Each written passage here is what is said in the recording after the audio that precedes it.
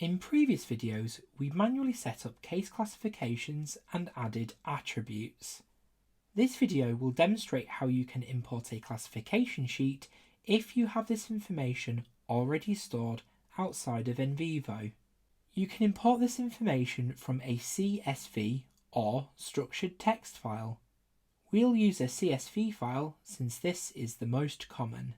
Before importing a classification sheet, first check the names of the cases and the names in the CSV match exactly.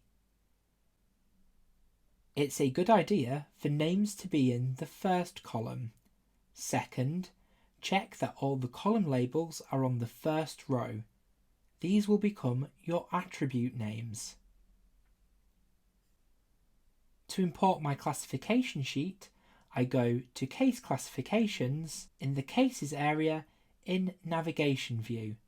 In the Import tab in the ribbon, I click on Classifications and select Classification Sheet. First, I browse to select my CSV file. Click Open. An Import Assistant opens. I will call my new classification People and leave the default options checked. Click Next. I will leave the default option checked on this screen. Importantly, NVivo will only match to your cases if they are in the top level Cases folder, not a subfolder. Click Next. Here again, I accept the default settings. Click Import. My table is now imported and linked to my cases. The newly imported classification sheet opens and displays.